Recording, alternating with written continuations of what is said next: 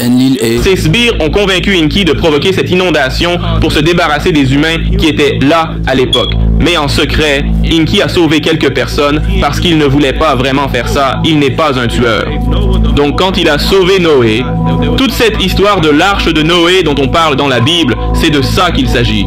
Je sais ce que vous pensez, mais certaines choses dans la Bible se sont réellement produites. Alors, suivez-moi bien. Enlil dans sa tête. Ça a provoqué un sacré remue-ménage. Il est complètement paniqué à ce moment, en train de fumer son herbe. Il panique. Bordel!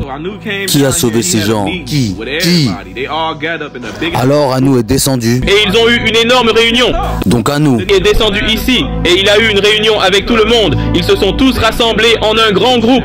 Donc Anu. Le mec, il était furieux. Le mec était fou de rage. Principalement parce que ils ont interrompu le processus évolutif de cet Homo sapiens. Et non seulement il était en colère pour ça, mais il était aussi en colère d'avoir découvert que Enlil, il tuait certains de ces humains. Anu. J'allais finir par poser la question. Bon, qui l'a sauvé? Et Enki s'est manifesté.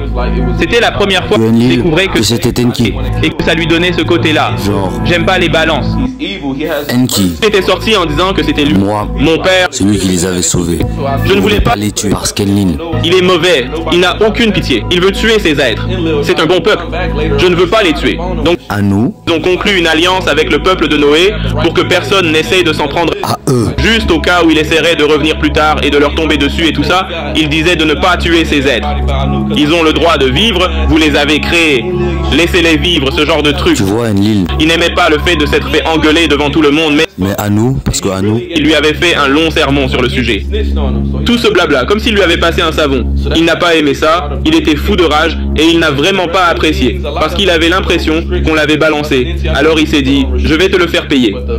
C'est une autre raison pour laquelle les frères se disputent. Et pour le reste, beaucoup d'entre eux ont été mis sous restriction. Comme Mère Minty. Je sais qu'elle a été mise sous restriction, mais ce n'était pas si dur. Parce que Enlil. Il a eu la pire punition de tous et il s'est dit, pourquoi je dois être plus puni qu'eux? Mec, tu tuais des gens, donc c'est le Dieu de la Bible dont on parle, c'est lui qu'il veut que tu adores. Il veut que tu crois que quelqu'un va venir te sauver. Il ne veut pas que tu sois un Dieu. Il ne nous aime pas. Il a littéralement dit à Abraham d'aller tuer son fils et puis il n'a pas voulu le faire, pas vrai les chrétiens? Alors le mec il l'a rappelé genre, non, ne le fais pas, ne le fais pas. Quel genre de Dieu fait ça mec? Quel genre de Dieu fait ça?